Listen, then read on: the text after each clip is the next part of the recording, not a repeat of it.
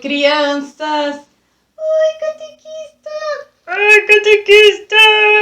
Catequista, sobre o que nós vamos falar hoje? Não tem nada aqui. É surpresa? Não, não é surpresa, mas eu acho que é bem interessante, eu acho que vocês vão gostar. É sobre Santa Mônica. Vocês já ouviram falar de Santa Mônica? Não, eu conheço a única lá da revistinha do Giri, a do Cascão, do Cebolinha. Ah, é essa? Essa eu conheço. Não é essa não. Essa é uma fofa, eu também conheço, muito legal ela. Mas não, nós vamos falar de Santa Mônica. Então conta a história pra gente. Conta! Eu conto, é essa a ideia, eu vim aqui para contar para vocês. Santa Mônica, ela nasceu em Tagaste, no norte da África, a região onde hoje é a Argélia. Ela era de uma família bem católica, né?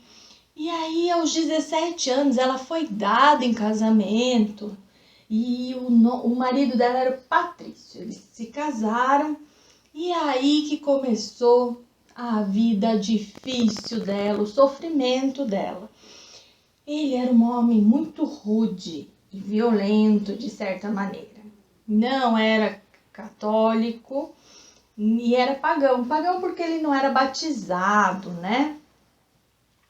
Ele batia nela? Não, olha só que interessante. O fato dele ser rude, violento, bruto assim, fez com que ela começasse a rezar mais e mais para ele ficar mais calmo, para eles terem um relacionamento bom.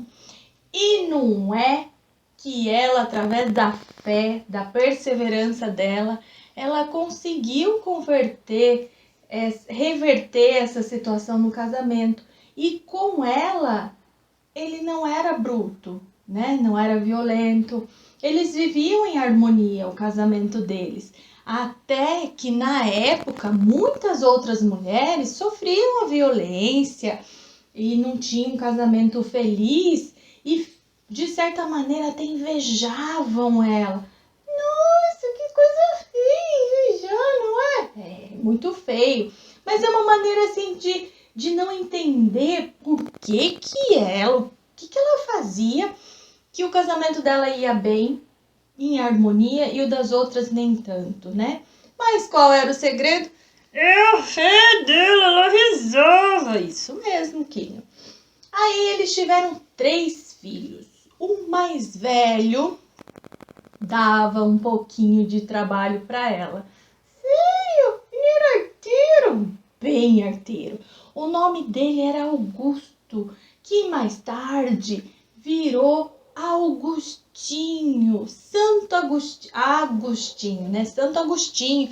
Eu já ouvi falar dele. Ele é filho de Santa Mônica. Ele é filho de Santa Mônica, Santo Agostinho. Mas a história dele, a gente pode combinar o seguinte. Hoje a gente fala da mamãe dele, a Santa Mônica, e no nosso próximo encontro a gente fala sobre ele, o filho. O que vocês acham?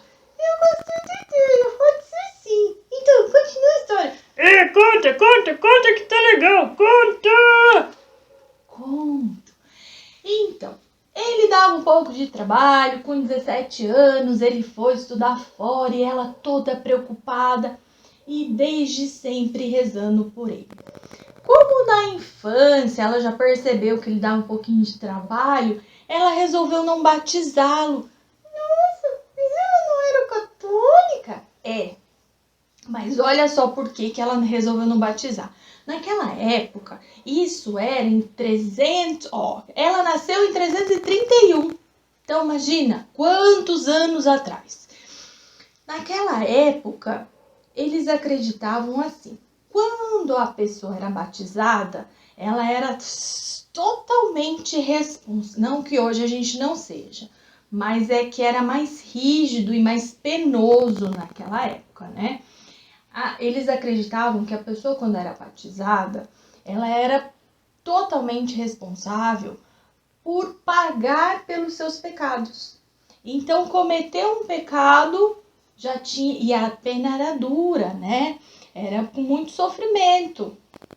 E aí ela sabia que o filho era arteiro, né? O que ela fez? O que ela pensou? Esse menino vai fazer tanta arte, então ele vai cometer muitos pecados. Ele vai ter um sofrimento muito grande. Então, quando ele se converter, que era o sonho dela, né? Ele se converter e ser um menino mais tranquilo, como os outros meninos eram, os irmãos, né? Os outros 2 irmãos. E aí, por isso, ela decidiu não batizá-lo. Agora entendi. Faz todo sentido, então, né? Ela foi muito sábia. Ela foi. Tem as consequências, tem os pontos positivos e negativos, assim como tudo, né? Mas foi a decisão que ela achou melhor tomar naquela época. E assim foi. E ela rezava por ele, e rezava. Ele foi estudar fora, ele dava trabalho, ele foi seguir. Eu não vou contar a história dele aqui, como eu prometi que vou contar no nosso próximo encontro, né? Mas só vou falar assim, ele seguiu outros caminhos. E ainda assim ela chorava e pedia conversão e rezava muito para Deus para converter aquele menino, para ele ser um cristão católico e melhorar o comportamento. E ela conseguiu? Vamos ver se ela conseguiu. Não sei, vamos ver. Eu sei que teve uma vez que ela foi procurar um bispo lá da cidade, porque ela já não aguentava mais. Parecia que as orações dela não tinham efeito, né? Ela foi pedir ajuda, ela falou, bispo, me ajuda a interceder pelo meu filho. Eu preciso que ele se converta, que ele melhore de vida. Eu quero meu filho cristão, católico, né? O bispo olhou para ela, diante daquela mãe ali, suplicando por oração pelo filho. Falou assim, vai em paz, porque impossível o filho de tantas lágrimas perecer. Ou seja, é impossível ele não se converter, né? Nossa, então ele se converteu. Pois ele, quando ele tinha 32 anos, depois de muita coisa que aconteceu, ele se converteu. Que lindo! Olha o poder da oração. Poder da oração de uma mãe. Ele se converteu. E aí, depois disso, eles viveram juntos um tempo. Nesse tempo que eles viveram juntos, ela pôde ensinar muita coisa de conhecimento pessoal que ela, assim, da vida, que ela foi trazendo desde a infância, né? Sobre Jesus Cristo. E ele amava ouvir as histórias que ela tinha para contar, né? E assim foi. Até que um dia ela chegou, foi logo depois que ele se converteu, 1 ano depois que ele se converteu, ela chegou para ele num dia, uma tarde, era um pôr do sol, eles estavam adorando o Santíssimo Sacramento. Nossa, que lindo! Oi, filhos juntos, hein? Depois de toda essa história. É lindo mesmo, imagina a cena assim, eles adorando o Santíssimo. Ela vira para ele e fala assim, minha missão, mais ou menos, né? Não foi exatamente assim, né? A mensagem assim, minha missão aqui já foi cumprida. Você já se converteu, já cumpri o que eu tinha que fazer, já sou feliz, não tenho mais o que fazer aqui. E ali foi um momento de entrega dela a Deus, como quem diz, já estou pronta. Pronto pra quê? Conta! Pronta para ir embora, para ir junto com Jesus, com Deus, né? Ir para o céu. Pra morrer já. Isso. Ela não via mais sentido estar aqui, né? Ela já era feliz, ela já estava numa felicidade plena. E não é que dias depois ela veio a falecer, ela entrou em coma, adoeceu, entrou em coma e veio a falecer. Nossa, muito lindo. Eu também acho muito linda essa história. E aí a gente pode se perguntar, né? Poxa, mas se Deus já sabia que ia converter aquele coração peralta de Agostinho, por que fez essa mãe sofrer, chorar, rezar por todos esses anos, né? 32 anos, né? Rezando ali dia e noite, chorando, suplicando a Deus pela conversão do filho. Porque já deveria curtir logo. Então. Mas aí, Deus, ele é muito sábio. Muito mais do que a gente imagina. E aí ele pensa assim, eu já sei a graça que eu vou dar para cada um de vocês. Para você, Dorinha, para você, Quinho, para mim, para todo mundo que está assistindo a gente. Mas Deus quer que a gente saiba da graça que a gente quer e peça para Ele. Ele quer que a gente tenha esse contato, essa oração, né? Essa súplica com Ele. Para Ele falar, é isso mesmo que você quer? Então tá, é isso que eu também tenho para te dar. Para entrar numa sintonia de amor ali, de uma comunhão com Deus.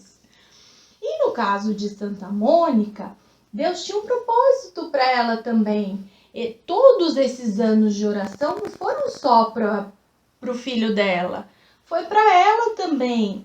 O coração dela foi se santificando, foi um processo de santificação dela também, né? A oração não era só para ele, era para ela. Então, por isso que Deus não entrega as coisas para a gente assim, na hora que a gente quer. Tem todo um propósito dele para cada um de nós. E uma coisa muito importante, o que vocês acham que a gente pode tirar desse encontro de hoje? Nossa, tanta coisa, tanto ensinamento você mostrou pra gente através de Santa Mônica. Muito legal, mas eu acho que as orações das mamães pra gente, não é isso que a gente pode pensar? E isso, dentre muitas coisas, né, Kim, que a gente pôde aprender com Santa Mônica, eu acho que a oração, isso mesmo, Dorinha, o poder da oração dos pais, não só foi a Santa Mônica, né, ela acabou convertendo o próprio marido, que um pouquinho antes de falecer, ele também foi batizado, ele também se converteu através do poder da oração dela. Mas o poder da oração do pai, da mãe, pra gente, né, pros filhos, como é importante o papai e a mamãe rezar pra gente. Então vamos combinar, vamos pedir pra eles ali, ó, pra mamãe e pro papai rezar pra cada um deles, né, dos filhos. Mamãe, rezem pelos seus filhos, é muito importante. A gente precisa da oração de vocês. Vocês precisam interceder pela gente, lá com o Pai do Céu. Isso mesmo. Então é isso, pessoal. Esperamos vocês para o nosso próximo encontro, para nós crescermos juntos na fé. Tchau, tchau. Tchau, tchau.